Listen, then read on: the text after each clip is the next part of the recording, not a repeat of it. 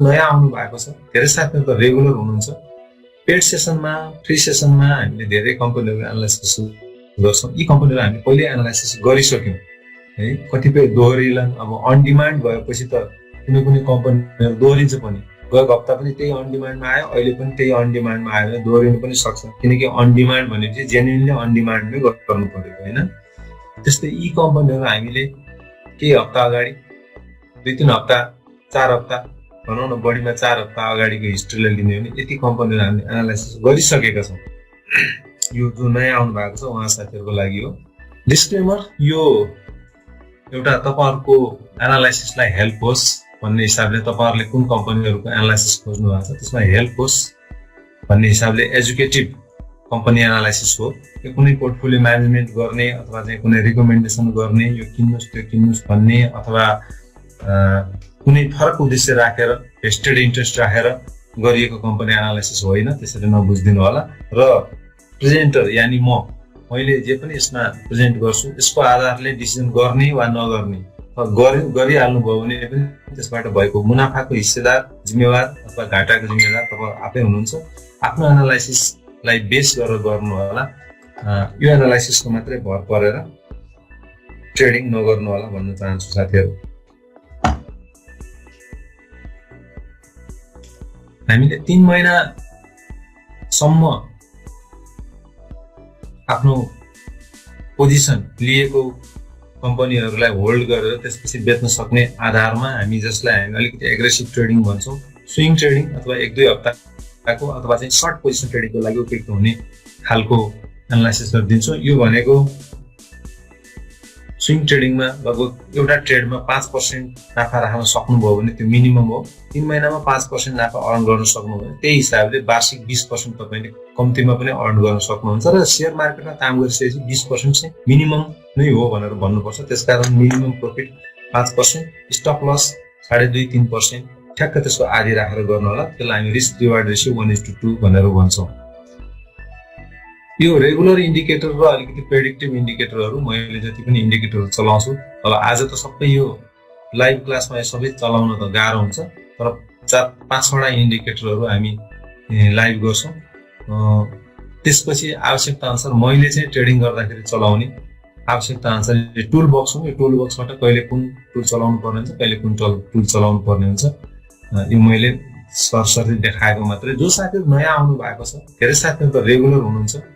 Paid सेसनमा, free सेसनमा हामीले धेरै कम्पनीहरू एनालाइसिस गर्छौँ। यी कम्पनीहरू हामीले पहिले एनालाइसिस गरिसक्यौँ है। कतिपय दोहोरिलन, अब अन डिमान्ड भएपछि त कुनै कुनै कम्पनीहरू दोहोरिन्छ पनि। गएको हप्ता पनि त्यही अन डिमान्डमा आयो, अहिले पनि त्यही अन डिमान्डमा आयो भने दोहोरिनु पनि सक्छ, किनकि अन डिमान्ड भनेपछि जेन्युनली अन डिमान्डमै गर्नु पर्यो होइन। त्यस्तै यी कम्पनीहरू हामीले केही हप्ता अगाडि, 2-3 हप्ता, 4 हप्ता भनौँ न, बढीमा 4 हप्ता अगाडिको हिस्ट्रीलाई लिने हो भने यति कम्पनीहरू हामीले एनालाइसिस गरिसकेका छौँ। यो जो नयाँ आउनु भएको छ उहाँ साथीहरूको लागि हो।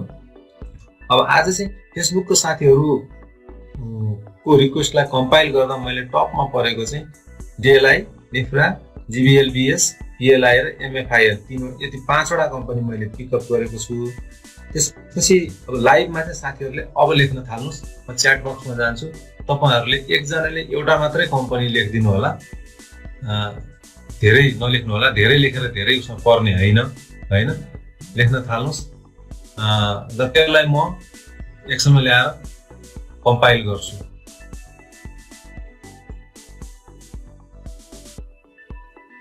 र एकैजनाले धेरै नलेख्नु होला।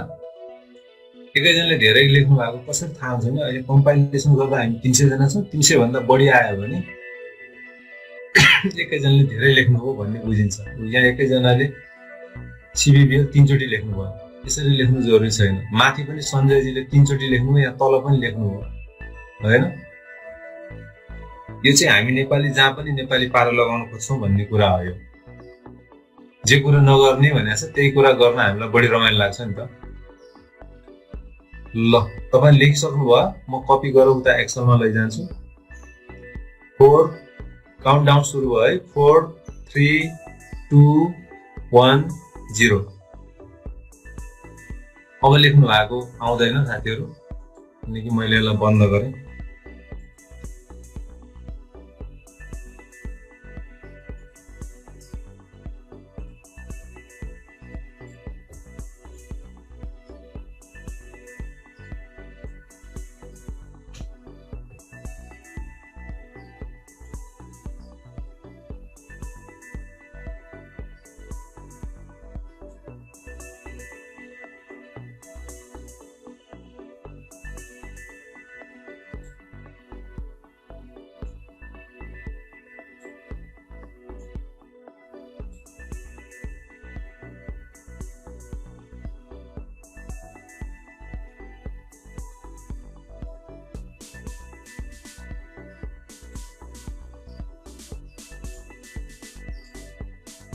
मैले पिभट टेबल बनाउँदैछु, एकैछिन मलाई टाइम दिनुस्।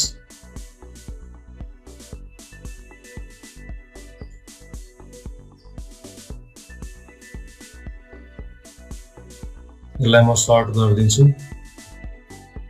लार्जेस्ट टु स्मलेस्ट के हो, लार्जेस्ट टु स्मलेस्ट। यहाँ अब धेरै साथीहरूले यो धेरै लेखेर हो कि के हो, 174 यति 4वटा कम्पनीहरू परेको छ। अब यसमध्ये पनि तपाईँको टप 10 मा चाहिँ आरएलआई पहिल्यै परिहाल्यो, ओरिएन्टल होटल यो धेरैजनाले लेख्नु भएको र यस्तो भएको होला, अथवा एकैजनाले धेरै लेख्नु भएको होला, यो थाहा छैन मलाई के भएको। तर यति कम्पनीहरू तपाईँको पिभट टेबल अनुसार टप 3 लाई दिने भने पिआइसिएल, ओएचएल र आरएलआई परेको छ।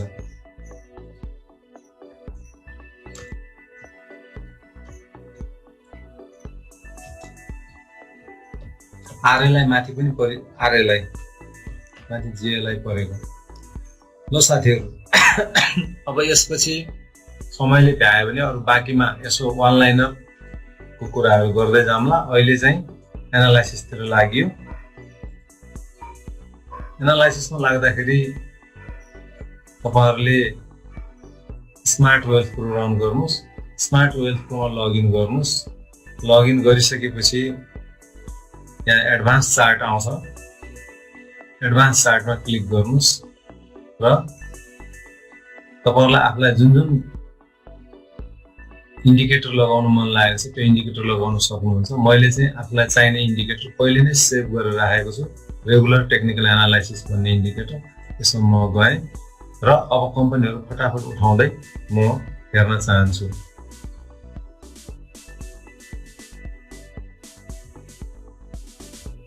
सबभन्दा पहिला जीएलआई परेको थियो, ज्योति लाइफ इन्स्योरेन्स। ज्योति लाइफ इन्स्योरेन्सको अनफर्चुनेटली हामीले टेक्निकल एनालाइसिस गर्न सक्दैनौँ, किनभने यो भर्खरै आइपिओबाट आएको कम्पनी हो। यहाँ हेर्नुस्, टेक्निकल एनालाइसिसमा डेटै छैन। भर्खरै आइपिओबाट ओपनिङ रेन्ज पाएर माथि खुलेर गयो र अहिले तल झर्दैछ। यसमा एउटा प्रेडिक्सन दिन सकिन्छ, अरू खासै केही गर्न सकिँदैन। अब यस्तो अवस्थामा चाहिँ हामी कहिलेकाहीँ अब यदि यसको रिपोर्ट आएको रहेछ भने हामी फन्डामेन्टल डेटामा जान्छौँ।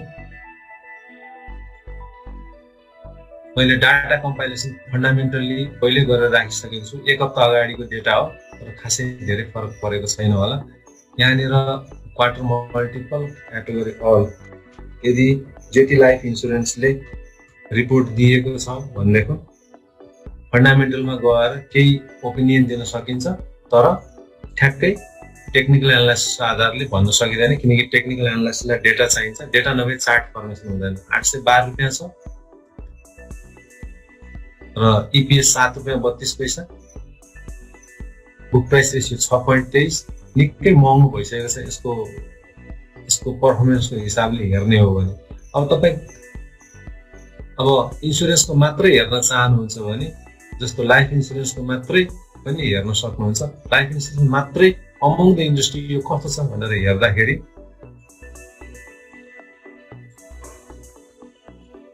जेएलआई चाहिँ तपाईले मल्टिब्यागरबाट हेर्नुपर्छ। मल्टिब्यागरबाट हेर्दा 235 ब्यागर भएका पनि छन्। यो जेएलआई पर्न आउँछ, त्यसकारण पनि यो सबसे टपमा पर्ने कम्पनी पनि होइन, मध्यम खालको। त्यसकारण यस्तोको आधारमा टेक्निकल्ली हामीले बोल्न सक्दैनौँ र फन्डामेन्टल डेटाले के भन्छ निफ्राको, त्यो तपाईहरु धेरैलाई थाहै छ, धेरै आइसकेका छन्। निफ्राको बारेमा धेरै न्युजहरु आइसकेकै अवस्था छ। त्यसरी हेर्दाखेरि 532 रुपियाँ अलि पुरानो प्राइस हो, जसको इपिएस जम्मा 3 रुपियाँ 93 पैसा छ। अब 3 रुपियाँ 93 पैसा कमाउने कम्पनीले तपाईलाई 2 रुपियाँ देला। 532 रुपियाँ हालेर 2% रिटर्न लिने हो कि होइन सर्ट टर्ममा। अब लङ टर्ममा, यदि सर्ट टर्ममा हुने हो भने तपाईले अहिलेको प्राइस म अरू कसैलाई दिन सक्छु भन्ने लाग्छ भने त्यो लिनुस्, होइन भने टेक्निकल हिसाबले चाहिँ यसमा केही पनि बोल्न मिल्दैन। टेक्निकल डाटाले के पनि भन्दैन।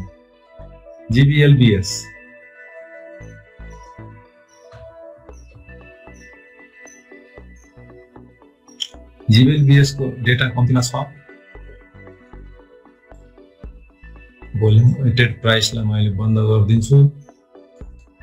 राइजिङ ट्रेन्डमा भएको हुनाले मुभिङ एभरेज त लगाउनु त सकिन्छ, तर यो moving average 44 days moving average भन्दा धेरै माथि गइसकेको छ। बुलिङ्गर ब्यान्ड वाइड छ, तर थोरै मात्रै मार्जिन छ। 1286 रुपियाँ 78 मा बन्द भएको रहेछ।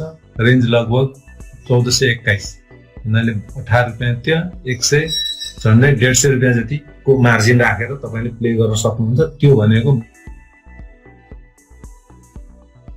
1278 मा 150 भनेको झन्डै 11-12 सक्ने मान्छेको लागि ठिकै छ।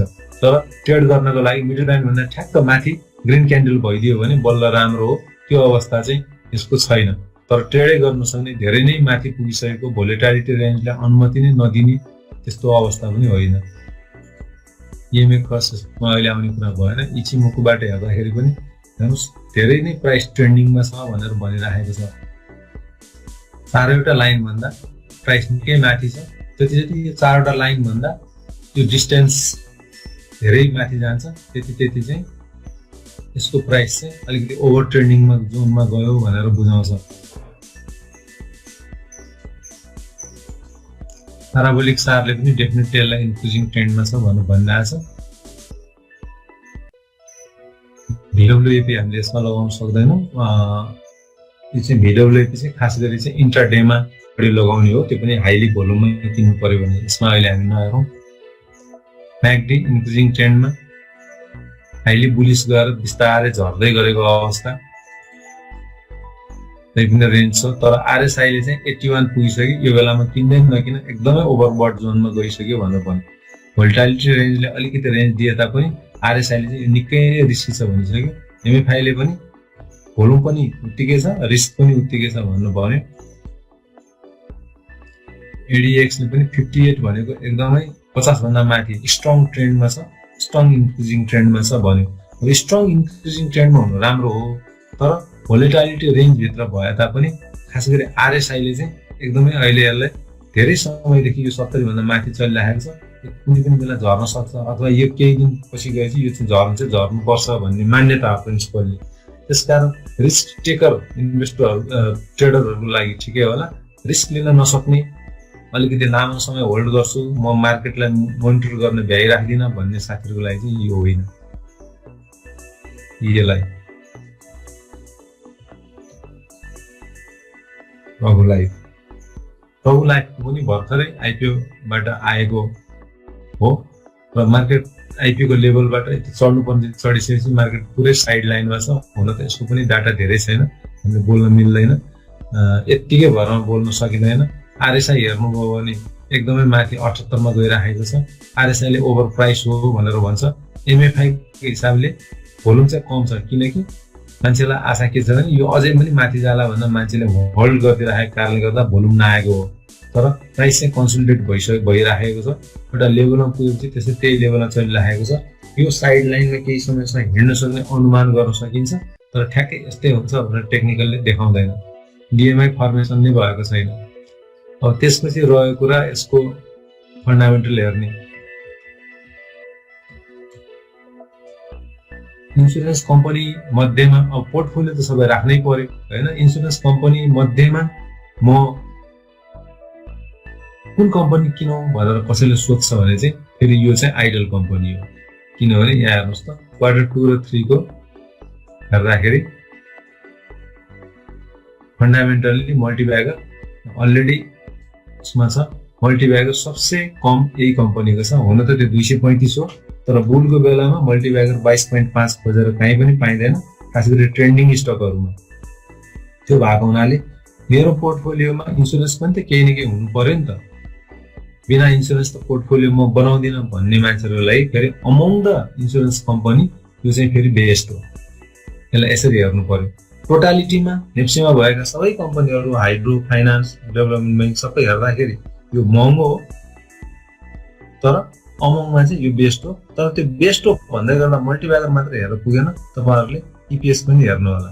इन्सुरेन्समा 17-18 EPS भएका कम्पनी पनि छन्, 18 भएका कम्पनी 236 मल्टिब्यागरमा पनि छ, अनि 8 रुपैयाँ मात्र EPS भएको PLI को पनि 235 मल्टिब्यागरमा छ।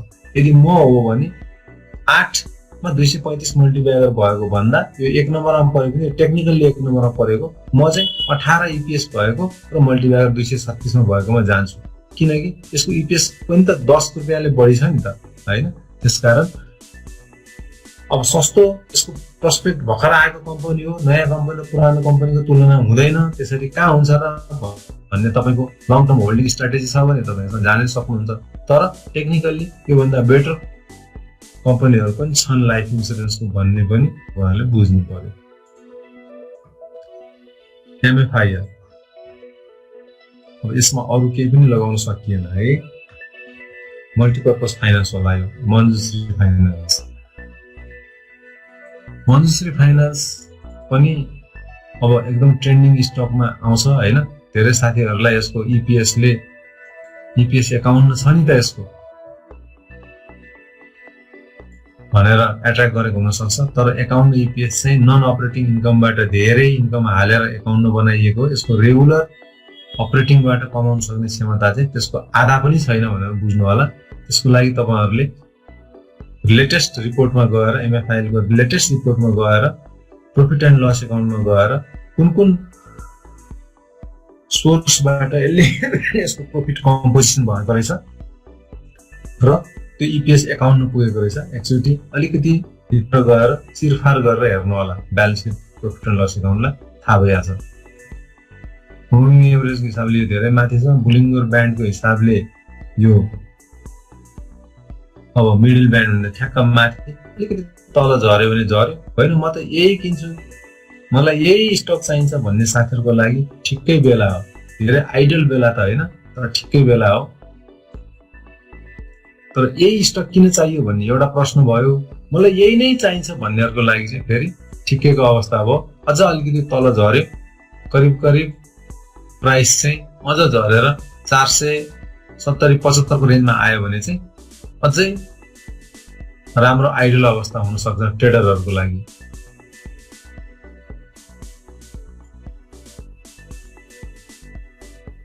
इचिमोकोले हेर्नुस् क्लाउड थिन भए तापनि ग्रीन क्लाउड भन्दा धेरै नै माथि छ त्यसको मतलब ओभर ट्रेन्डिङ जोनमा छ भनेको हो प्याराबोलिक चार्टले यसलाई डेफिनेटली अप ट्रेन्डमा देखाउने भयो थोरै यो व्हिप्स आउँदाखेरि ट्रेन्ड रिभर्स भएको थियो डाउन भएको थियो तर दुई तीनवटा यहाँदेखि जब यो बढ्न थाल्यो अनि फेरि 2-3 दिनदेखि फेरि सर्ट यो ट्रेन्डिङ बुलिस नै त नभनौं सर्ट इन्क्रिजिङ ट्रेन्ड समातेको छ भनेर देखाइराखेको छ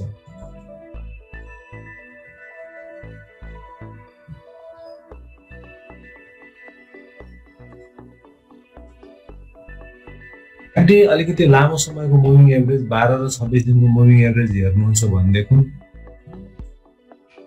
यो बियरिश क्रसओभर आएको छ करिब 3 दिन अगाडि बियरिश क्रसओभर आएर अहिले तल झरिराखेको अवस्था छ तर कति जान्छ यो फेरि फुल ब्याक लिन सक्छ किनकि यसमा अलिकति तल झर्ने बित्तिकै मान्छेको एट्र्याक्सन बढ्न सक्छ र फुल ब्याक लिएर माथि जान सक्छ अहिलेको लागि हेर्ने हो भने चाहिँ झर्को क्रममा छ है भनेर भन्छ म्याक्डीले चाहिँ आरएसआई ले एकदम ओभरबट जोनमा गइसक्यो लगभग 69.78 मा हेरिराखेको छ यो अहिले किन्ने बेला होइन भनेर भनिरहेको छ एमएफआई ले पनि 80 को हाराहारीमा 77.32 पुगिसकेको छ यो किन्ने बेला होइन भनेर भनिराखेको छ डीएमआई ले डेफिनेटली यसलाई स्ट्रङ ट्रेन्डमा देखाउँछ 50 देखि 75 भनेको एकदमै स्ट्रङ ट्रेन्ड हो भनेर बुझाउँछ एडीएक्स ले 60 मा 60 पोइन्ट समथिङ मा गइराखेको छ र यो नीलो रेखा प्लस डीएमआई र माइनस डीएमआई को बीचमा हेर्नुस् ग्यापहरु एकदम धेरै छ यसले चाहिँ एकदमै ओभर इन्क्रिजिङ ट्रेन्डमा छ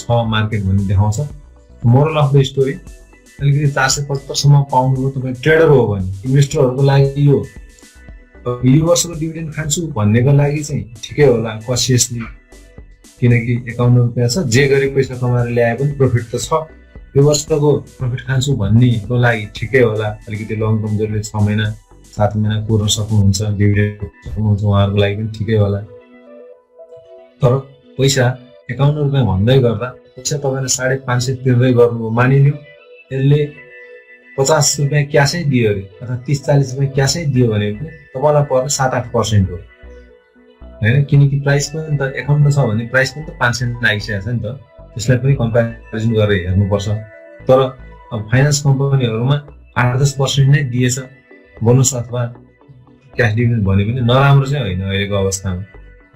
यो वर्षको डिभिडेन्ड खान्छु भन्नेको लागि ठिकै अवस्था हो। अर्को वर्षको लागि अर्को वर्षकै पर्फर्मेन्स हेर्नुपर्छ। सधैँभरि सेयर बेचेर नाफा कमाएर नन अपरेटिङ इन्कम मात्रै बढाएर कम्पनी सस्टेन गर्दैन, लामो समयसम्म त्यो धान्नलाई गाह्रो हुन्छ, त्यसरी चल्दैन। यो वर्षको लागि जसरी कमाए पनि पैसा कमाएको छ, मलाई डिभिडेन्ड दिन्छ भन्ने आशाका साथ किन्नलाई ठिकै मानिन्छ। अब होइन म इन्भेस्टर होइन, म त ट्रेडर हो नि, म त ट्रेडर हो, 3 महिनामा ऱ्याप गर्नुपर्छ भन्नुहुन्छ भने रिस्क लिएर अलिकति म तल झऱ्यो भने फेरि पाइँदैन अथवा नझर्ला, फेरि यहीँबाट माथि चढ्ला भन्ने लाग्ने साथीहरूलाई अहिले पनि पुलिङ्गर ब्यान्डले हुन्छ किन्दा हुन्छ भनिराखेको छ होइन। 570 रुपियाँमा चलिराखेको छ, यसको माथि जान सक्यो भने 583, 60 रुपियाँ जति झन्डै माथि जान सक्ने अझै पनि छ। 500 रुपियाँमा 60% भनेको 12% हो, 12% हो। त्यो भनेको राम्रै रेन्ज हो। तर म अलिकति अझै सेफ भएर काम गर्न चाहन्छु भन्नुहुन्छ भने 475 को रेन्जमा आयो भने चाहिँ राम्रो हो। 475 भयो भने 480, 490 जति पनि तल आएपछि मिडल ब्यान्ड भन्दा प्राइस माथि नै रहेको तर ग्रिन क्यान्डल फर्मेसन भएको अवस्थामा किन्नु होला। त्यो भन्नको लागि एकचोटि रेड क्यान्डल आउनुपर्छ, त्यसपछि मात्रै ग्रिन क्यान्डल आउँछ है। किनकि अहिले पनि यहाँ यसमा गइरहेको छ नि, अब ग्रिन क्यान्डल फर्मेसन भयो भने तल त आउँदैन।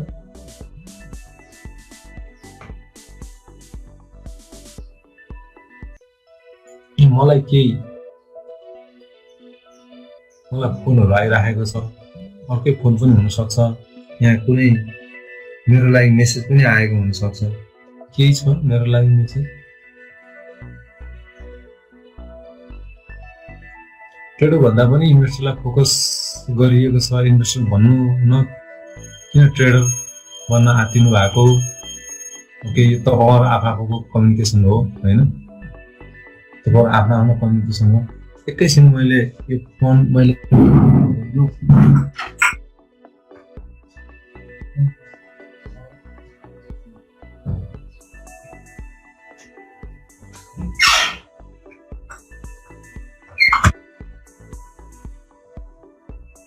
त्यहाँ अरू कसैको फोन होला, फोनले डिस्टर्ब गरेर मैले उता मेरो टिमको साथीलाई दिएर आएँ। कहिलेकाहीँ फोन नलिँदा पनि मेरो लागि मैले यहाँ एकरो बोलिरहेको हुन्छु अनि मेरो लागि मेसेज आइरहेको हुनसक्छ कि।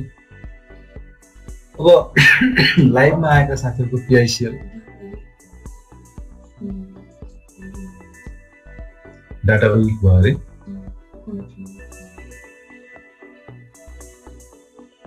मेरो लागि फोन आएको रहेछ, मेरो भोइस सुनिएको छ, साथीहरू च्याट बक्समा लेख्नुहोस् त कसैले छ। जसले फोन गर्नुभयो उहाँहरूले आफ्नो चाहिँ डाटा चेक गर्नु पर्यो। मलाई क्लासको बिचमा फोन नगरिदिनु होला प्लिज, आफ्नो इन्टरनेट चाहिँ चेक गर्नु पर्यो। अरू साथीहरू आइरहेको छ, सबैलाई डिस्टर्ब हुन्छ है। ओके,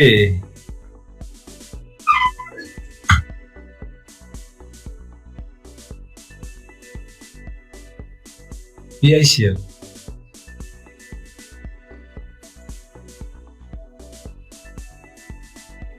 प्रुडेन्सियल इन्सुरेन्स भर्खरै 8%, 8.something% बोनस दिइसकेको छ। त्यो बोनस दिइसकेपछि करिब 835-36 रुपियाँ हुँदाखेरि बुक क्लोज भयो। त्यो झरेर 773 जतिमा झरेको थियो। अब अहिले के गर्ने भन्ने साथीहरूको क्वेसन हुन सक्छ। यसमा हामी क्रमशः हेर्दै जाउँ। पाराबोलिक सारले यसलाई इन्क्रिजिङ ट्रेन्डमा गयो भनेर भनिसकेको छ। 44 डेज मुभिङ एभरेज भन्दा यो धेरै नै माथि छ। बुलिङ्गर ब्यान्डको हिसाबले हेर्दा यो चाहिँ ठ्याक्क यहाँनिर आएर मिडल ब्यान्डमा आएर सपोर्ट लिएर अस्ति बिहिबारको त्यसपछि माथि गएको देखिन्छ। 773 यदि तपाईँले एडजस्टेड प्राइसको हाराहारीमा पाउनुभयो भने चाहिँ त्यो राम्रो प्राइसमा पाउनु भएको हो होइन। यो भनेको 773 कै हाराहारीमा लगभग 734 कै हाराहारी जतिमा आएर 34-35 को हाराहारीमा आएर यो फेरि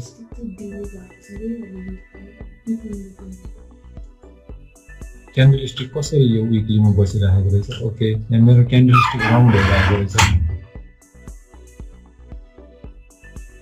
एकचोटि मैले पहिलाको पनि क्यान्डल स्टिक विकलीमा बस्यो क्या हो, एकचोटि फटाफट हेर्नु पर्यो।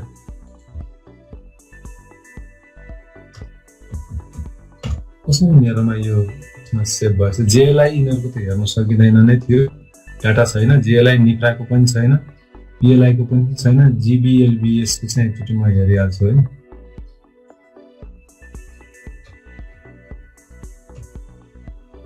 यसलाई मैले सेभ यहाँ गर्नु पर्यो, यसलाई डेलीमा राखेर सेभ गर्नु पर्यो। मैले विकलीमा राखेर सेभ गरेछु कि क्या, यसलाई सेभ गर्छु। ओके, जिएलआई बिएलएस को पनि त्यही नै छ। एडजस्टेडमा हेर्दा र डेमा हेर्दाखेरि सेम अघिकै एनालाइसिस ठिक छ। एमएफआइएल को के छ,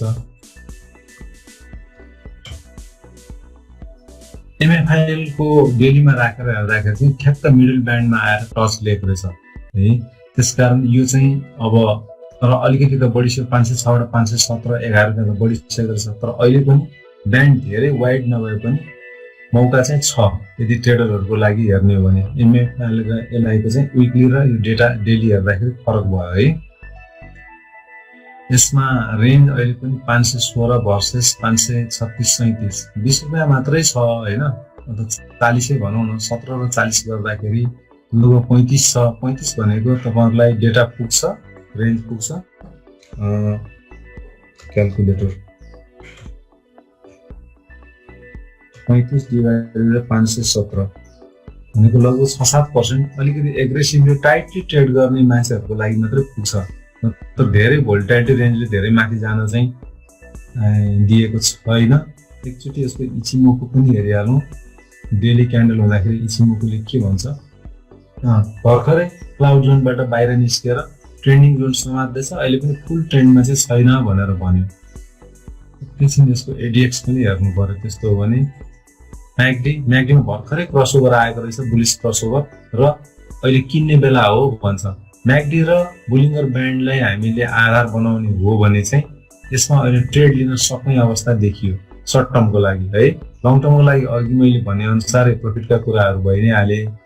सर्ट टर्मको लागि यसमा जान सक्ने देखियो। अनि आरएसआई पनि अघि विकली लिएको भएर त्यो हाई देखाइराखेको रहेछ। आरएसआई पनि 58 र 63 एकदम ट्रेडरको लागि पर्फेक्ट जोनमा रहेको देखियो है। एडिएक्स पनि एकचोटि हेरिदिइहाल्छु। एडिएक्स 28 नर्मल ट्रेन्डमा, त्यसपछि गएर इन्क्रिजिङ नर्मल ट्रेन्ड। सबै हिसाबले एउटा चाहिँ मैले अघि भनेको भन्दा साथीहरूले डिसिजन करेक्सन गर्नु पर्यो। सर्ट टर्म ट्रेडरको लागि यदि लिन चाहनुहुन्छ भने एमएफआइएल चाहिँ सबै प्रायः धेरै सबै इन्डिकेटरहरूले गो अहेड भनेको जस्तो अवस्था देखियो साथीहरू। त्यसपछि मैले पिआइसिएल पनि हेरिरहेको थिएँ। एक्चुअली म पिआइसिएल पनि आई वान्ट टु रिपिट।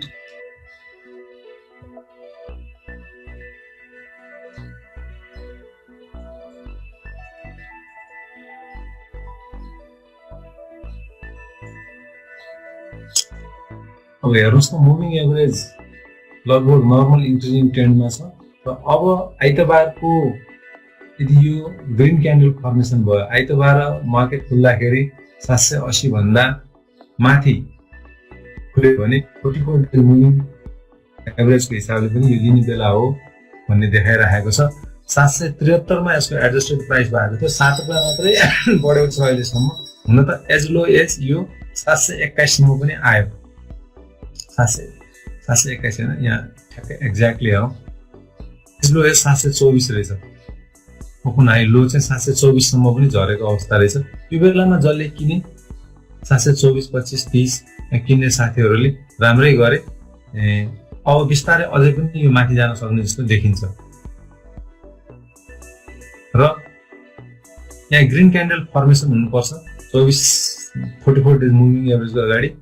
आइतबार ग्रिन क्यान्डल फर्मेसन भयो भने 44 डेज मुभिङ एभरेजको हिसाबले पनि ट्रेड लिन सकिन्छ भनेर भनिराखेको छ। बुलिङ्गर ब्यान्ड चाहिँ न्यारो भयो, किनभनेदेखि यसमा एडजस्टमेन्ट भयो। यहाँ डिभिडेन्डको एडजस्टमेन्ट यहाँनिर भएको हो होइन। डिभिडेन्डको एडजस्टमेन्ट हुँदै पनि केही एक दिन भोलिपल्ट चाहिँ ठिकै रेन्जमा मान्छेहरूले त्यसलाई प्रफिट बुक गर्न भ्याए, त्यसपछि बिस्तारै तल झऱ्यो। र अहिले ठ्याक्कै त्यही रेन्जमा आएर बसिरहेको छ, 780 कै रेन्जमा आएर बसिरहेको छ। अहिले पनि अलिकति लङ टर्मको लागि फन्डामेन्टल हेरेर यो लिन सक्ने अवस्था हुनसक्छ। एकैछिन नै नन लाइफ हेर्नु पर्यो। यसको डेटा एकचोटि हेरिदिउँ।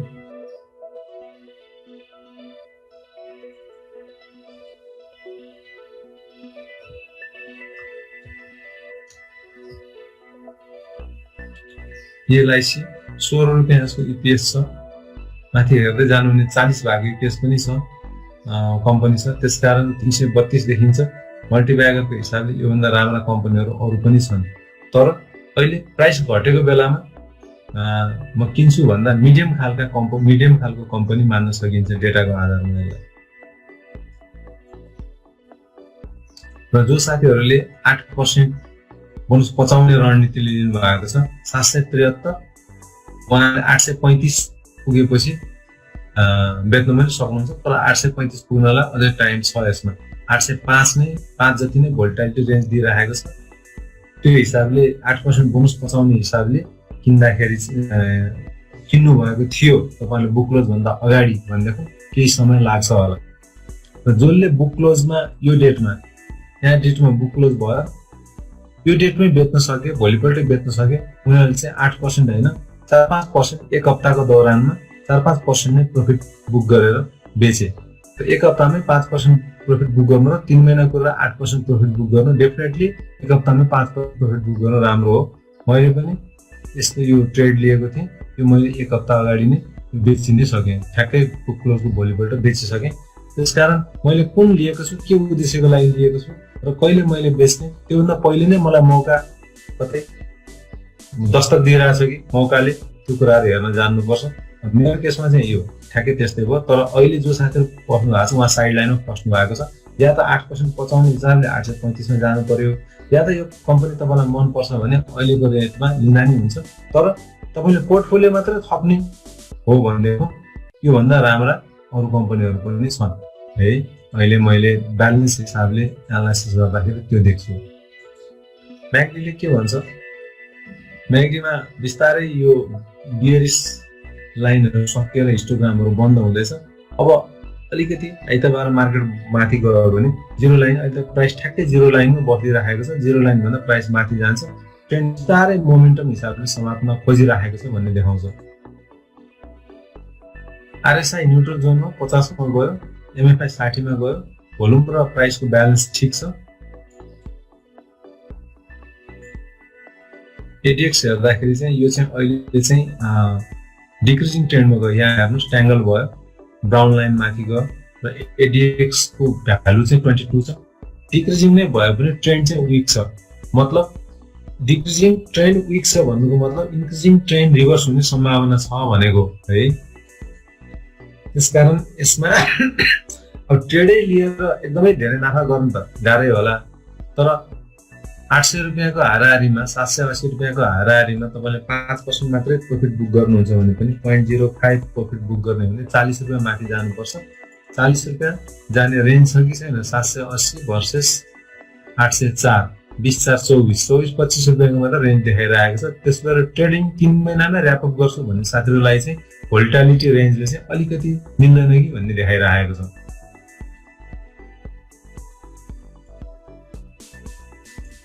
ओरिएन्टल होटल पनि माग्नु भएको रहेछ।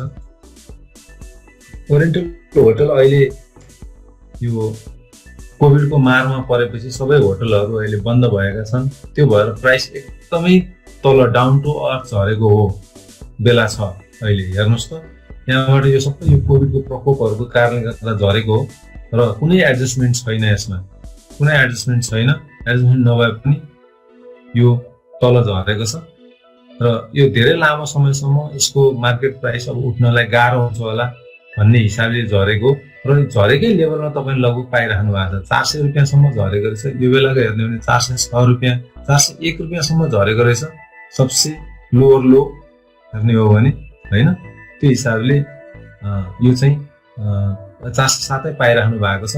यहाँनिर म अलिकति यसमा फिबोनाची लगाएर हेर्दिन्छु किनकि अलिकति लामो समयमै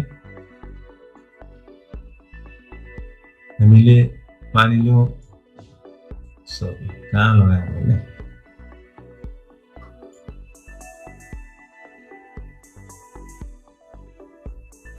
यहाँदेखि यहाँसम्मको यात्रा तय गर्ने हो भने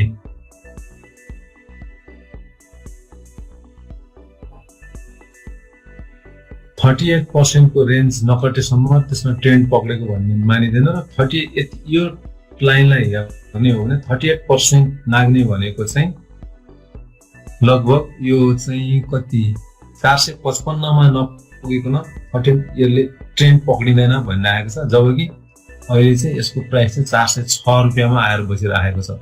406 भर्सेस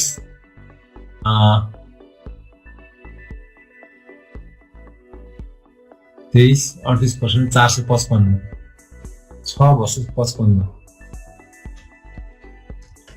अझै यसमा 49 रुपियाँ जति बढेपछि मात्रै फिबोनासीको हिसाबले लङ टर्म फिबोनासीको हिसाबले ट्रेन्ड समातेको भनेर बुझ्नुपर्छ।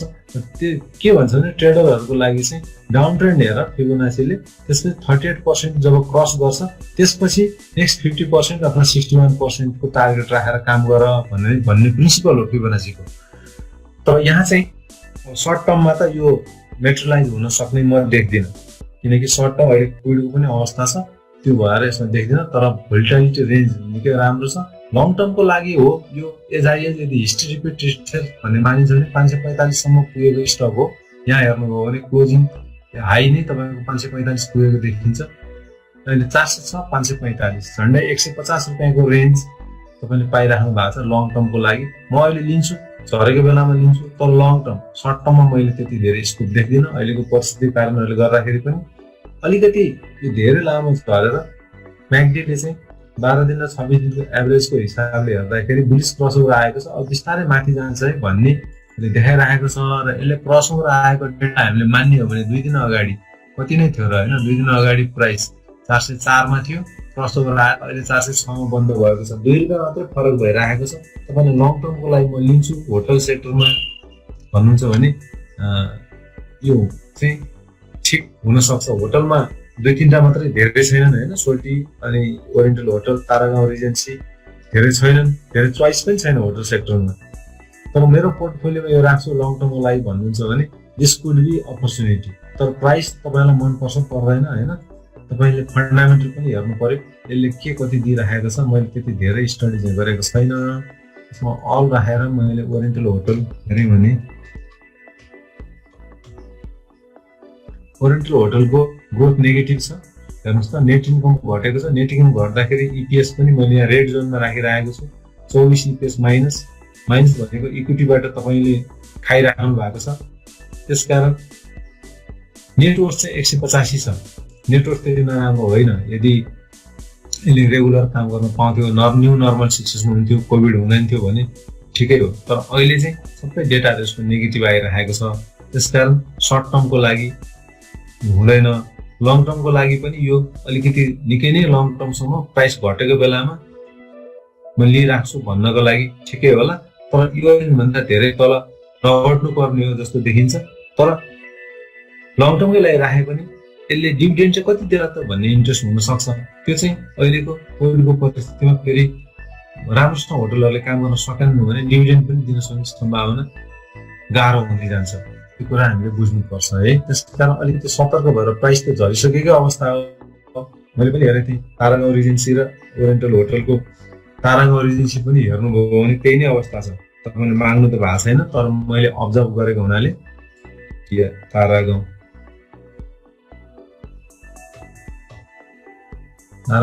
टिआरएच हेर्नुभयो भने यसको पनि अवस्था त्यस्तै देखिन्छ। मैले दुईटैको एनालाइसिस गरेको थिएँ, त्यो भएर मलाई थाहा भएको हुनाले भनिदिएको। यो चाहिँ करिब चाहिँ 277 मा झरेको रहेछ। त्यसपछि चाहिँ अहिले चाहिँ 284 मा 7 रुपियाँ मात्र बढेको छ।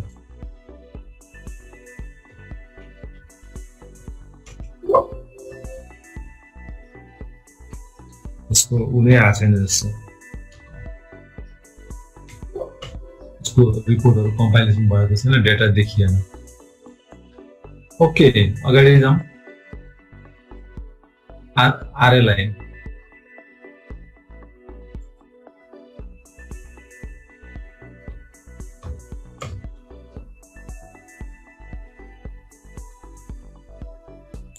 इसको अघि हामीले ओएचएलको एडीएक्स हेरेनौँ कि क्या, एकैछिन म हेरिदिन्छु है, किन छुटाउनु। हेर्नुहोस्, आरएसआई हेर्नुभयो भने 33 मा एकदमै तल ओभरसोल्ड जोनमा गइरहेको छ। लङ टर्म इन्भेस्टरलाई किन्ने मौका यही नै हो। यस्तै बेलामा हेर्नुपर्छ लङ टर्म वालाहरूले।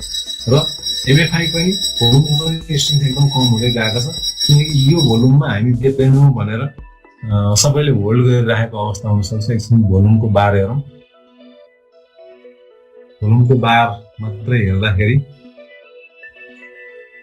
पनि यति धेरै धेरै भोल्युमहरु कारोबार हुने। अहिले विगतको 14 दिनको भोल्युमको रेन्ज लिन्छ, यसले 20 दिनको भोल्युमको रेन्ज लिन्छ।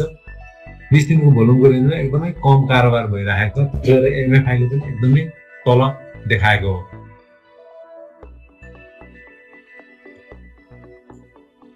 एडीएक्स लाई हेर्दाखेरि यो चाहिँ बियरिश डिक्रिजिङ ट्रेन्डमा छ र डिक्रिजिङ ट्रेन्ड चाहिँ स्ट्रङ छ।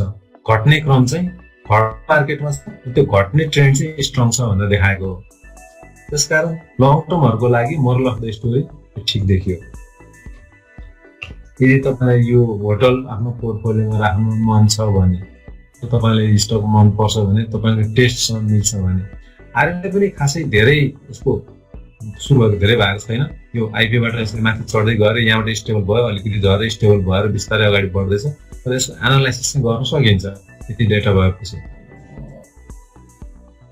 तपाईहरुले बोलिङ्गर ब्यान्डलाई हेर्ने हो भने ठ्याक्क अलिकति म अलि अगाडि नै यसलाई टाइमिङ भन्दा अलि अगाडि नै म इन्ट्री गर्छु भन्नुहुन्छ भने ठ्याक्क बेला भयो। तर अझै म ट्रेन्ड इन्क्रिज पक्डिसकेपछि गर्छु भन्नुहुन्छ भने यो मिडल ब्यान्ड भन्दा प्राइस माथि जान दिनु होला र ग्रीन क्यान्डल फर्मेसन हुन दिनु होला। आइतबारको मार्केट हेर्नु होला। त्यसरी हेर्दाखेरि यसमा प्राइस रिजेक्सन पनि अलि लामै रेन्जमा देखिएको छ र लगभग डोजी टाइपको आएको छ। बायर र सेलर दुईटैको हिसाबले फोर्स कन्सोलिडेसन भइरहेको अवस्था हो। ग्रीन क्यान्डल नै आउँछ आइतबार भन्न सकिँदैन, किनकि कुन फोर्सले जित्छ भन्न सकिँदैन। तर भोल्टाइलिटी रेन्ज धेरै नभए पनि तपाईलाई 691 र यसले 722 रेन्ज दिइरहेछ भने 25 रुपैयाँ 25-30 रुपैयाँको रेन्ज तपाईले लिन सक्नुहुन्छ। 630 रुपैयाँ भनेको झन्डै 4-5 688 भर्सेस भोल्टाइलिटीको 718 र 18 त्यो 18 12 30 रुपैयाँ जति मात्र देखिन्छ। अलिकति रेन्ज कम हो कि 5% नै प्रफिट राखेर काम गर्न नसकिने अवस्था भयो भने त ट्रेडरले के काम गर्नु हैन। 688 भर्सेस यसको अहिले हेर्ने 720 भनौँ न ल, के भन्छ क्याल्कुलेटर पनि गर्छ। 720 माइनस 688 32 डिवाइड बाइ 688 भनेको त 4 झन्डै 4.5% जति मात्रै रेन्ज म्याक्सिमम तपाईले राख्न सक्नुहुन्छ। अलिकति एग्रेसिभली काम गर्छु भन्ने ट्रेडरको लागि मात्रै ठिक हो, नत्र प्राइस एक हिसाबले माथि गएको छ। अलिकति म यहाँ सर्ट टर्म फिबोनाची लगाएर हेर्छु है, 38% क्रस गरिसकेको छ कि छैन यसले।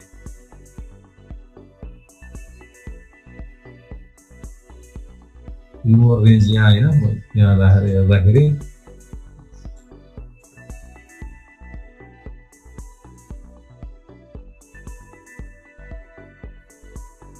% को 697 पुग्नु पर्छ। 697 क्रस गर्यो भने बल्ल यसले चाहिँ फिबोनाचीको हिसाबले सर्ट टर्म यो 2 हप्ता जतिको फिबोनाची रिट्रेसमेन्ट हेर्दाखेरि चाहिँ सर्ट टर्मलाई यसले यहाँबाट डाउन भयो यहाँसम्म आयो र यसलाई मान्ने हो। अब कहिलेदेखि चाहिँ यो बढ्छ त इन्क्रिजिङ ट्रेन्ड कहिलेदेखि लिन्छ भन्ने हो भने 38% लाई क्रस मात्रै मान्नु भनेको छ। यहाँ 38% लाई गएर क्रस गरेर तल आएको अवस्था देखियो। यहाँ हेर्नुहोस् त प्राइस रिजेक्सन। यो क्यान्डलको तपाईले माथिल्लो क्यान्डलस्टिकको टुपी हेर्नुभयो भने 38% लाई टच गरेर टेस्ट गरेर तल फर्केर आएको देखिन्छ। प्राइस रिजेक्सन भयो हैन। सेलरहरूले त्यसलाई रिजेक्ट गर्दै बायरहरूले त्यहाँ टच गरेको हो। अब ट्रेन्डको अहिले पनि न्यू जोनमै छ। तपाईले 697 को लाइन क्रस गरेपछि किन्नु भयो भने, यदि 697 को लाइन क्रस गर्यो भने त्यसपछि त्यसको नेक्स्ट भनेको 728 को रेन्जमा गएर बस्छ। त्यति 728 लाई प्रफिट टार्गेट मानेर बुक गर्नुपर्छ र स्टप लस चाहिँ 677 लाई राखेर गर्नु होला भनेर फिबोनाचीले चाहिँ त्यो देखाइरहेछ। 697 मा बाइ 728 29 अथवा 30 को रेन्जमा प्रफिट टार्गेट र स्टप लस चाहिँ 677 फिबोनाचीले देखाएको। तर हामीले हिसाब गर्दा चाहिँ जहिले पनि स्टप लस चाहिँ आधा राख्नु होला, प्रफिट टार्गेटलाई आधा राख्नु होला रिस्क रिवार्ड रेशियोको आधारले। त्यसैले ट्रेड गर्न सक्ने देखियो यसको केसमा। जिरो लाइनतिर मुभ भइरहेछ र प्राइस चाहिँ जिरो लाइन भन्दा तल छ। अर्थात् यो इन्भेस्टरको लागि पनि यहाँनिर क्रसओभर आयो, इन्भेस्टरलाई पनि मौका हो। अलिकति लामो समय अथवा लङ टर्म ट्रेडर 6 महिना 9 महिना राख्छु भन्नेको लागि पनि ठिक अवस्था हो। इन्भेस्टरले चाहिँ यहाँनिर क्रसओभर आउन दिनु होला र आइतबार यो ग्रीन क्यान्डल फर्मेसन भयो भने डेफिनेटली म्याकोभरमा पनि बुलिस क्रसओभर आउँछ। यस्तो देखिन्छ। आरएसआई 47 मा झरेको छ, एमएफआई 52, भोल्युम प्राइस ब्यालेन्स ठिक छ। तर ट्रेडरहरूले इन्क्रिजिङ ट्रेन्डसँग माथि सेट गर्ने हो भने 55 भन्दा माथि गएपछि आरएसआई किन्नुपर्छ, 70 पुगेपछि बेच्नुपर्छ भन्ने जुन प्रिन्सिपल हो त्यो हिसाबले चाहिँ अझै 1-2 दिन कुर्दाखेरि हुन्छ र बुलिङ्गर ब्यान्डले पनि त्यसलाई त्यही थ्योरीलाई सपोर्ट गरेर राखेको छ। अझै अलिकति माथि जान्दियो अनि किन्नु भनिराखेको छ। तर त्यति भन्दै गर्दा यसको भोलेटिलिटीको रेन्ज चाहिँ कम छ है, ब्यान्ड चाहिँ धेरै वाइड छैन, मोडरेटली न्यारो भइसकेको छ भनेर चेतावनी पनि दिइराखेको छ। यो चाहिँ बुलिङ्गर ब्यान्डको ब्युटिफुल साइड मान्छु मैले चाहिँ है। त्यसकारण यसले सिग्नल पनि दिन्छ र सावधानी पनि बताउँछ। अरूहरूले चाहिँ त्यो कम गर्छन्। जस्तो यसले क्रसओभर आयो भने सिग्नल चाहिँ दिएको भयो, तर कहाँसम्म यसको रेन्ज छ भन्ने कुरा म्याकडीले अरू सिग्नलले देखाउँदैन। एडिएक्सले के भन्छ, ट्रेन्ड चाहिँ इन्क्रिजिङ हो। यहाँनिर ट्याङ्गल भयो, ट्याङ्गल भएर बायर सेलरको यहाँ टग अफ वार चलिरहेको थियो। अहिले बायर अलिकति हाबी भएको हो कि, तर हाबी भएको चाहिँ एकदमै विक छ बायरको। 15 मात्र छ एडिएक्स, त्यो भनेको चाहिँ 25 भन्दा तल भयो भने विक सिग्नल हो।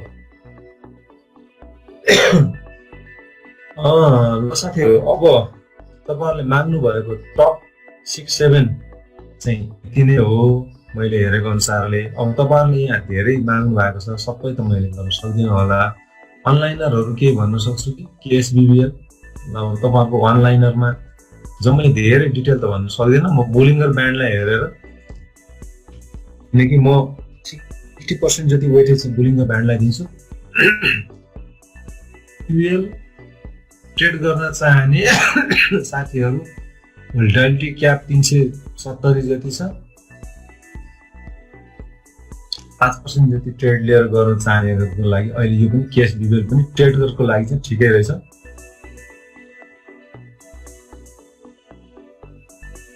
सिबिबिएल पनि भन्नुभएको छ, म जति सक्छु अनलाइनरमा जान्छु है। मेरो साथीले भन्नुभएको छ हाम्रो त भन्यो भने यो अलिकति सिबिबिएल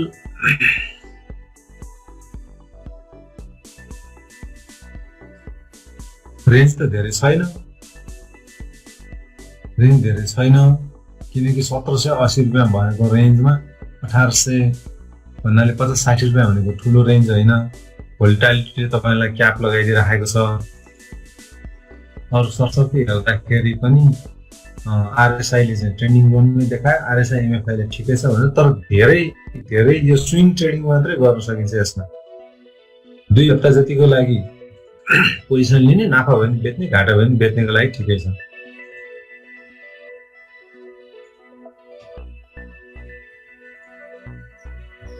एलबिबिएल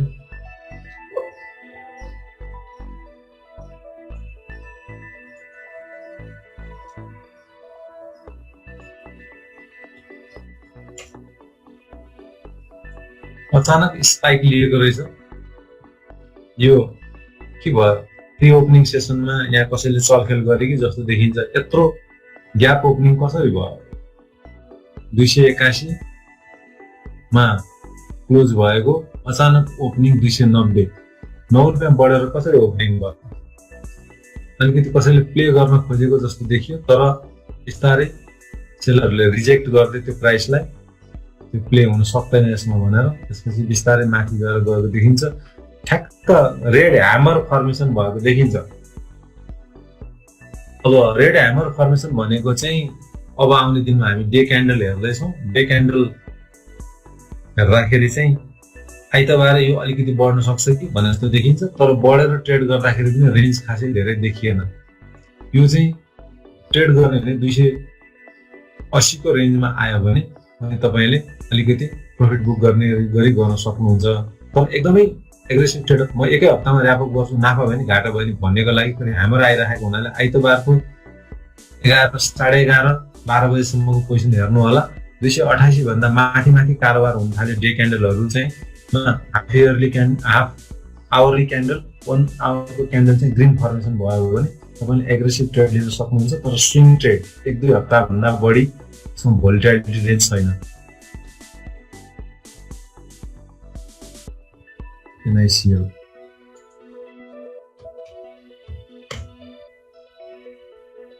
NICL Nepali insurance price 795, range ट्रेडरको लागि ठिकै रेन्ज छ, ठ्याक्क मिडल ब्यान्डको भन्दा माथि बसेको छ। अरूले के भन्छ? RSI 50, MFI 70 बढी आएको यसमा। प्राइस भन्दा भोल्युम किन बढी आएको? के यो रेन्जमा अब घट्न थाल्यो भनेर मान्छे धेरै फ्याल्यौँ भन्ने मोडमा गएको हो कि एभरेजले हो? भोल्युम एभरेज नै छ, सायद 20 दिनको भएको हुनाले यो अग्लो बारहरूको पनि रेन्ज आयो होला MFI-मा एभरेजमा। तर रेन्ज हेरेर गर्नुहोस्, 700-820 भनेको 20-25 रुपियाँको मात्र रेन्ज छ। पुग्छ त यो 795 हिसाबले रेन्ज अलिक पुगेन, तर किनकि ब्यान्ड यहाँ न्यारो भइदियो, न्यारो हुन थाल्यो, प्राइस कन्सल्टेसन हुन थाल्यो, त्यो भएर अलिकति सतर्कतापूर्वक नै लिनुपर्छ ट्रेड।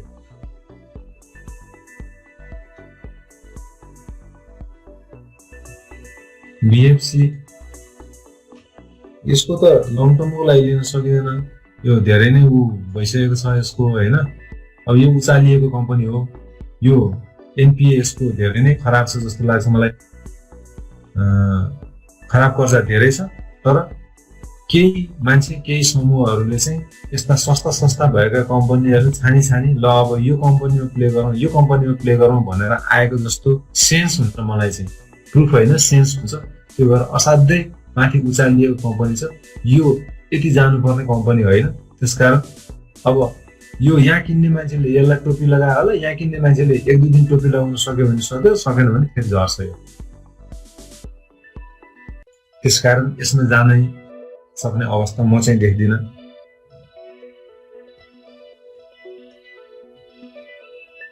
SPDL भन्नुभएको छ एकजनाले।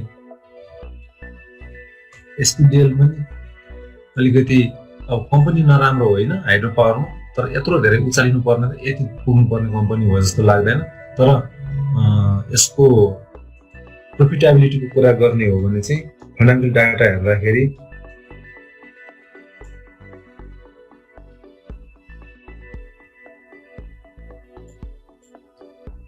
308 अलिकति अगाडिको डेटा हो। नेटवर्क पोजिटिभ छ, 108 छ, अनि बुक प्राइस रेसियो झन्डै 3 गुणा महँगो हुन लाग्यो। तर EPS हेर्नुभयो भने अमाउङ त हाइड्रो राम्रो छ, हेर्नुहोस् यसको 17 छ है। अब हुन त रेगुलेटरी निकाय नभएको हुनाले अहिले हाइड्रोहरूले EPS नै बढाइदिने अनि नेटवर्क नै बढाएर पब्लिस गरिदिने त्यस्तो देखिराखेको छ। अलिकति न्युजहरू पनि आइराखेको छ, तपाईँले सतर्कतापूर्वक हेर्नु होला। तर यो चाहिँ नेपाली पैसाको स्मार्ट वेल्थको डेटाबाटै लिएको, तर त्यहाँ पनि डेटा त कहाँबाट हाल्छ त भन्दा रिपोर्टबाटै हाल्छ होइन डेटा टिमले। त्यसकारण मल्टिभ्यागर 35 देखिएको छ, नट ब्याड, तर फन्डामेन्टली नट ब्याड। टेक्निकल्ली हेर्दा चाहिँ हेर्नुहोस् बोलिङ्गर ब्यान्डको अप्पर प्राइसमा क्रस गरेको कति दिन भइसक्यो, र यो धेरै चाहिँ टिक्दैन। अब यो ब्यान्डको रेन्जमा आउन लागिसक्यो, अब झर्नुपर्छ होइन। त्यसकारण अहिले टुप्पामा पुगिसक्यो, यसरी बुझ्नुहोस्। अब उही टोपी लाउने काम मात्रै बाँकी छ। अहिले ट्रेडिङको हिसाबले नकिन्नुहोस् भन्छु मैले चाहिँ होइन। मैले भन्नु पर्दा चाहिँ ट्रेडिङको लागि चाहिँ आइडल टाइम होइन यसको पनि। ल साथीहरू, अब यति नै होला, धेरै गर्न सकिँदैन। GUFL अब गर्दै गयो भने त तलसम्मै जानुपर्ने हुन्छ।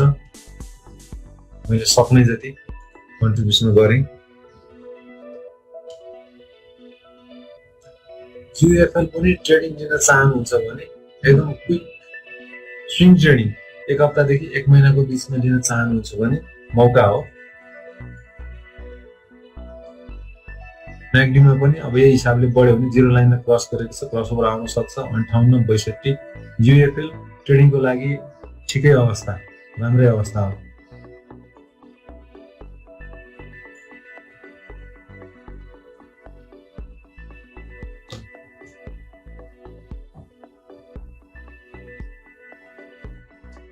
यहाँ मैले एकजनाले एकचोटि मात्रै लेख्नुहोस् भनेको, तपाईँहरूले कतिजनाले कतिचोटि लेख्नुभयो यहाँ हेर्नुहोस्। यहाँ सञ्जयजीले 22 चोटि लेख्नुभयो, त्यो भएर तपाईँहरूको परेको हो होइन। अनि सञ्जयजीले यहाँ फेरि 21 चोटि लेख्नुभयो, दिनेशजीले 20 चोटि लेख्नुभयो। सञ्जयजी, विपिनजी र दिनेशजी तपाईँहरू चाहिँ मोस्ट एक्टिभ पार्टिसिपेन्ट होइन त, तर चिटिङको लागि है। किनभने एकचोटि भन्दा बढी नलेख्नु भनेको तपाईँहरूले 17 चोटि 18 चोटि 20 चोटि लेख्नु भएको छ। त्यो भएर अलिकति तल गएँ। सिबिएल साथीहरूले जे नगर्नु भने त्यही गर्नुहुन्छ। त्यो भोटिङ गरेर फर्स्ट भोटिङ गरेर जिताएको त होला नि आफ्नो कम्पनीलाई होइन, अरू त के होला। सिभिल बैंक कहिले कारोबार गर्ने बेला होइन।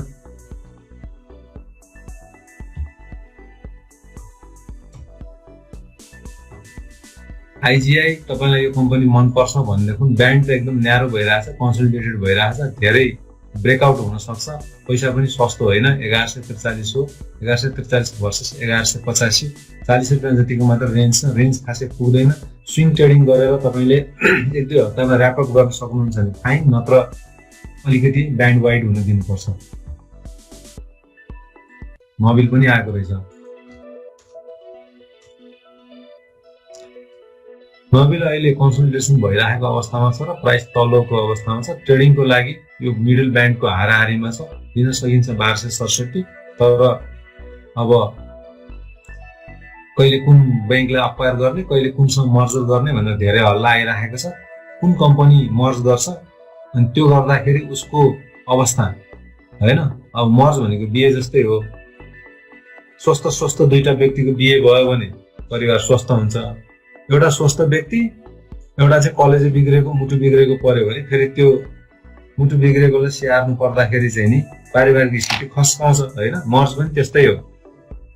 ठिकठाकवाला कम्पनीसँग मर्ज भयो भने राम्रै हुन्छ, ठिकठाकवाला भएन भने यसको आफ्नो पनि स्थिति खस्किन्छ। मर्जरमा यो अलिकति धेरै हल्लाखल्ला बढी भइराखेको कम्पनी हो। त्यसकारण अब अहिले सबै नम्बर 1 हुने यो होडमा लागेका छन्। अहिलेसम्म जिबिआइएमए नम्बर 1 थियो, अब हिमालयन बैंक र इन्भेस्टमेन्ट नम्बर 1 भयो। अब नबिललाई पनि हामी पनि नम्बर 1 बनाऊ भन्ने होला। त्यो भएर उसले पनि कहिले बङ्गलादेशसँग, कहिले एनसिसिबीसँग हल्ला चलाचलाइ छ होइन, कहिले कोसँग युनाइटेड फाइनेन्स लियो।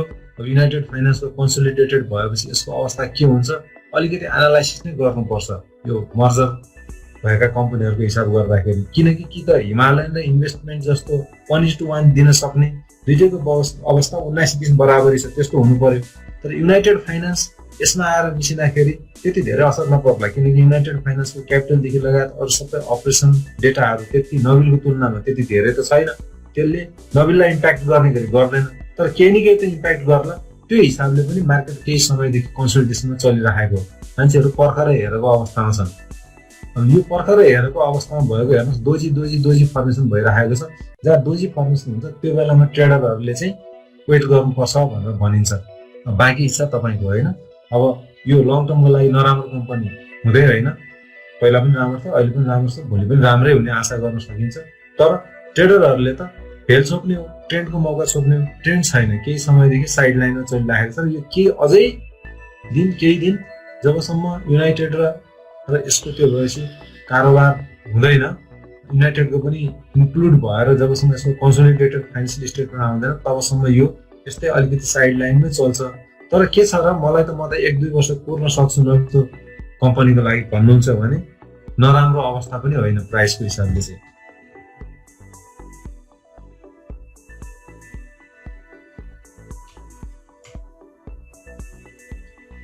एसकेबिबिएल पनि अहिले ट्रेड लिन सक्ने अवस्था देखियो है। कति अब तर प्राइस बढी छ र यो रेन्ज कम होला। 1678 मा बन्द भएको रहेछ। 1700 झन्डै 75-80 रुपियाँको मात्र रेन्ज छ। 75-80 रुपियाँको रेन्ज भने 16-348 झन्डै 5-6% जति छ। एग्रेसिभ ट्रेडरको लागि ठिकै छ। म्याक्डीमा पनि अलिकति यो अब पुल ब्याक लिएर चाहिँ बियरिस नै छ। जिरो लाइन भन्दा अलिकति मात्रै माथि हेर्नुहोस् त साइड लाइनमा फर्मेसन भइरहेको छ। तर फेरि बढिसकेपछि बढेपछि त बढिहाल्यो होइन। त्यसकारण तपाईँलाई यो लघुवित्त अथवा माइक्रो फाइनान्सको पोर्टफोलियोमा राख्ने विचार छ भने एकचोटि यसलाई पनि हेर्नु होला अनि त्यसपछि गएर फन्डामेन्टल डेटालाई पनि हेर्नु होला। त्यहाँ गएर माइक्रो फाइनान्स मात्रै चुज गरेर हेर्न सकिन्छ। माइक्रो फाइनान्स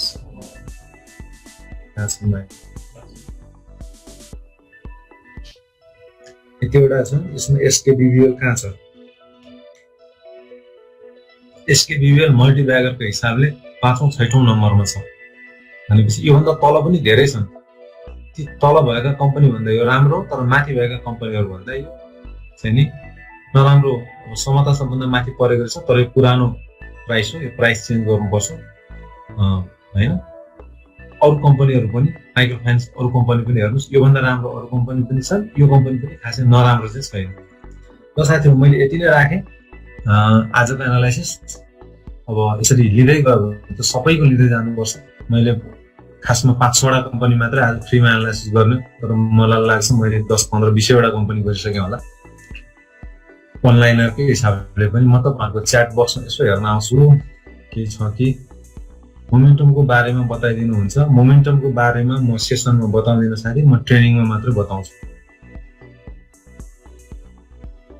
किनकि ट्रेनिङ सेसन होइन। अन्तमा सर यो क्यामेरिला, उडी, डिमार्क र फ्लोर भनेको के हो? छोटो भनिदिनु होला।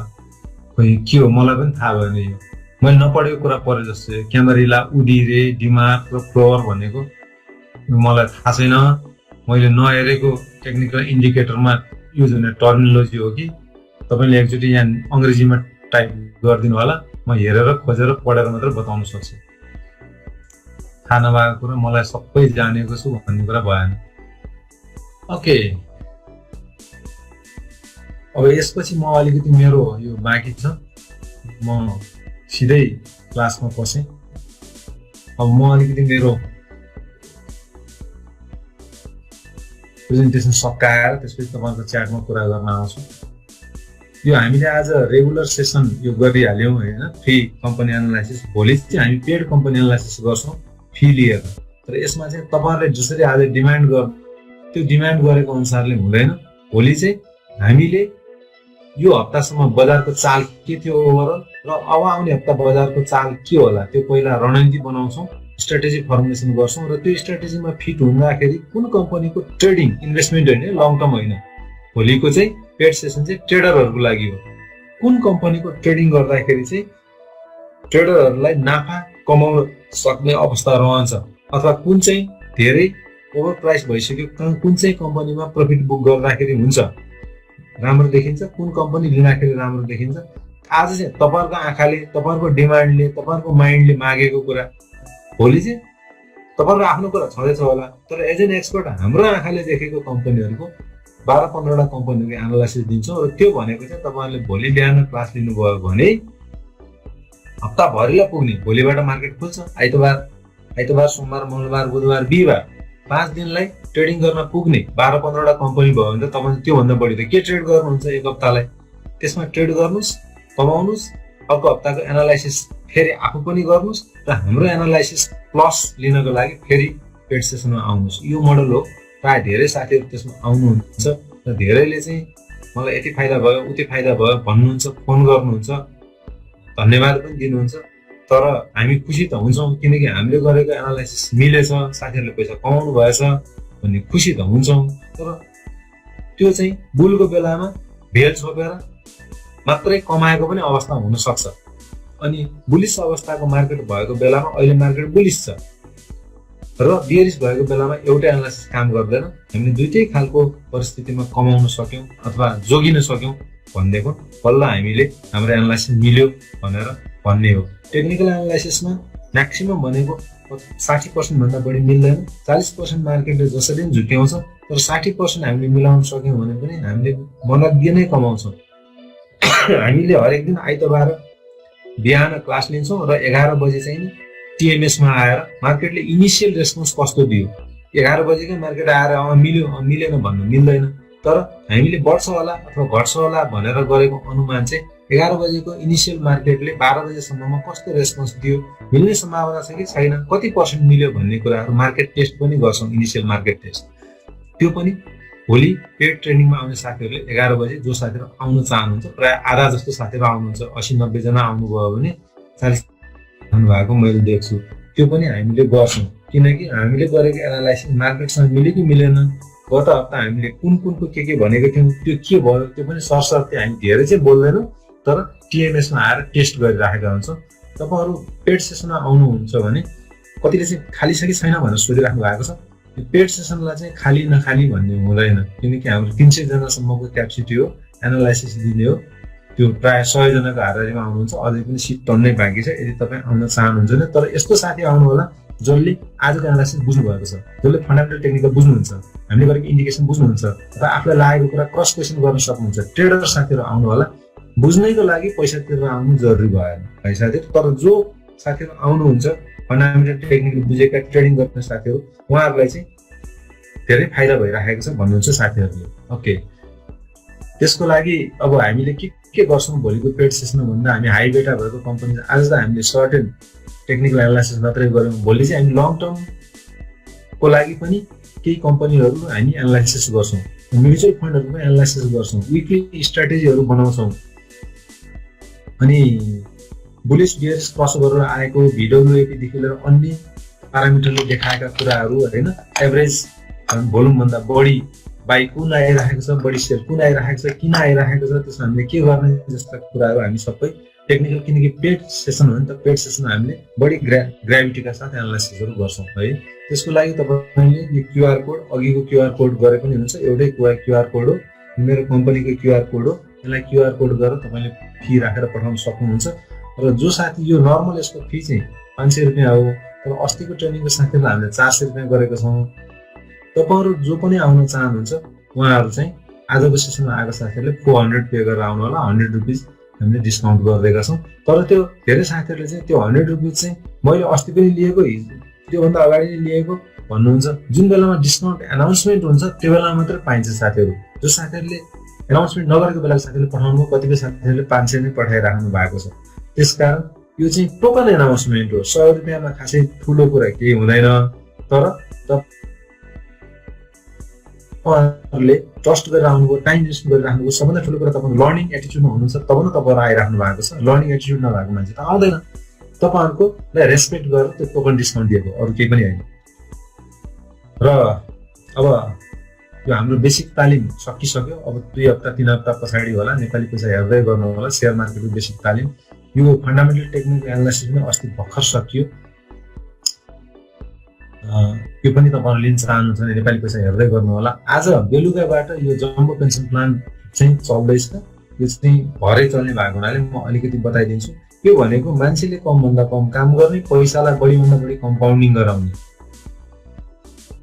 हाइब्रिड गराउने भनेको। जसरी एग्रिकल्चरमा हाइब्रिड बिउले बढी उत्पादन दिन्छ, इन्भेस्टमेन्टमा पनि हाइब्रिड गर्न सक्यो भने त्यसले बम्पर रिटर्न दिन्छ। र यसको नाम जम्बो पेन्सन प्लान तालिम पनि भनेर राखेको छौँ। पेन्सन प्लान किन भनेको भने 15 वर्षसम्म यसलाई टाइम चाहिन्छ पैसालाई खेल्नको लागि। पैसालाई यस्तो ठाउँमा काम लगाइदिनुहोस्, अहिले 1 लाख रुपियाँ लगाइदिनुहोस्, 15 वर्षपछि गएर 10 लाख रुपियाँ लिनुहोस्। तपाईँले केही पनि गर्नु पर्दैन, पैसाले सिस्टममा बसेर तपाईँले थोरै सपोर्ट गर्नुहोस्, हेल्प मात्रै गर्नुहोस्। वर्षमा 1 हप्ता बढी न 2 हप्ता काम गरे पुग्दैन, त्यो पनि पुग्छ। त्यो पनि घरै बसेर गर्न सक्ने काम, पैसा कसैलाई दिनु पर्दैन, आफ्नो पैसा आफ्नै कन्ट्रोलमा राखेर गर्न सक्नुहुन्छ। तर न्यूनतम जोखिममा अधिकतम लगानीको खेल हो। मैले 100% ग्यारेन्टी भन्दिनँ, तर 99% चाहिँ यो सुरक्षित छ र ग्यारेन्टेड छ। यो चाहिँ मैले विगत 18-19 वर्षदेखि एक्सन रिसर्च गरेर प्रोडक्ट निकालेर त्यो प्रोडक्ट चाहिँ नेपाल सरकारको उद्योग मन्त्रालय उद्योग विभागमा कपिराइट पनि गरेको छ, जम्बो पेन्सन प्लान भन्ने। त्यसकारण यो ट्रेनिङ अरू कसैले चलाउनु पनि पाउँदैन र यो नामबाट त झनै चलाउनु पाउँदैन है। त्यसकारणले यो एकदमै एक्साइटिङ खालको ट्रेनिङ छ। 1 लाखलाई 10 लाख कसरी बनाउने, आफैले आफ्नो पैसा आफ्नै कन्ट्रोलमा राखेर। र यो चाहिँ अहिले सर्टेन सहकारीहरूले प्रोडक्टहरू बनाइराखेका छन्, केहीले बनाउँदैछन्, केहीले ल्याएर मार्केटमा ल्याइसके। र त्यो प्रोडक्ट मध्येमा यदि तपाईँ यो स्किममा जान चाहनुहुन्छ तर पैसा छैन अहिले इन्भेस्टमेन्ट गर्ने भने किस्ताबन्दीमा ऋण तिर्ने गरी लोन पनि दिन्छ, ऋण पनि दिन्छ, तर बिना धितो नलिकन त्यहाँबाट पैसा लिएर अन्त चलाउन पाइँदैन। तर यही स्किमको लागि त्यहाँबाट पैसा लिएर त्यही डिपोजिट राख्न पाइन्छ। न्यूनतम 50,000 अधिकतम 3 लाखसम्म ऋण दिन्छ र तपाईँ आफैले फाइनेन्सियल इन्टेलिजेन्स लगाएर हाइब्रिडिङ गरेर इन्भेस्टमेन्टमा हाइब्रिडिङ गरेर मान्छेले एकदमै कम काम गर्ने पैसालाई अतिभन्दा अति काम गराउने हिसाबले कसरी 1 लाखलाई 10 लाख बनाउन सक्नुहुन्छ भन्ने त्यो प्रुभ गर्ने ट्रेनिङ गर्ने चाहिँ हामी ट्रेनिङमा सिकाउँछौँ र यसो हेर्दाखेरि त 1 को 10 पक्का पनि यो कुन चाहिँ नेटवर्किङ बिजनेस होला यो फ्रड होला भन्ने लाग्छ तर तपाईँहरू ट्रेनिङ लिइसकेपछि चाहिँ एहे हो रहेछ भनेर जिब्रो टोकेर निस्किनुहुन्छ त्यो कुरा चाहिँ पक्का हो त्यो कुरा चाहिँ हामी 4 दिनको ट्रेनिङमा बताउँछौँ त्यो धेरैजना आइसक्नु भयो मैले 100 जनामा स्टप गर्न खोजेको थिएँ तर 100 जनामा स्टप गर्न सकिएन साथीहरूले अब पैसा पठाइ हुनुहुन्छ जो साथीले फोन गरेर बुझ्नु भएको छ उहाँहरूलाई चाहिँ मैले 100 जना बढी भइसक्यो नेक्स्ट लटमा बस्ने कि भनेर सोध्छु अब उहाँहरू पनि होइन बस्दैनौँ अस्ति फन्डामेन्टल टेक्निकलमा 300 जना हुनुहुन्थ्यो र त भयो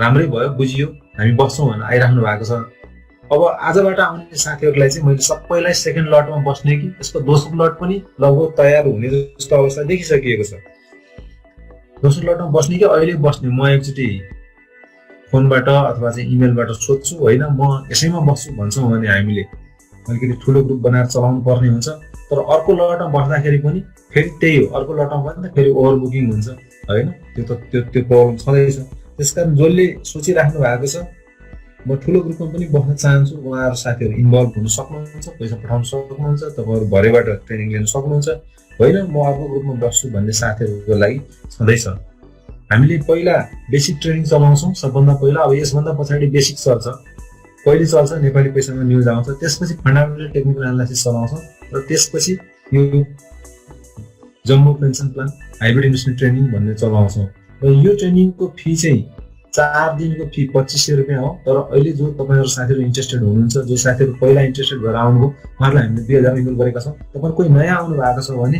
च्याट बक्समा इन्ट्रेस्टेड फर हाइब्रिड भनेर लेख्नु होला र आफ्नो मोबाइल नम्बर र इमेल लेखिदिनु होला र त्यसपछि 2000 रुपियाँ पठाउनु होला त्यसपछि तपाईँको कुन मोबाइल कुन इमेल आयो र आज तपाईँले इन्ट्रेस्टेड भनेर लेखेकोमा पर्छ कि पर्दैन त्यो हामी क्रस म्याच गरेर मात्रै दिन्छौँ कतिपय साथीहरूलाई त्यो बाहिरको साथीहरू पनि पठाउनु भएको छ उहाँहरूलाई हामीले साथी 500 रुपियाँ थप्नुहोस् भनेर पनि पठाइराखेको छौँ माइन्ड नगर्नु होला जसले किनकि डिस्काउन्ट भनेको जुन बेलामा अफर आउँछ त्यो बेलामा ग्र्याब गर्न सक्नुपर्छ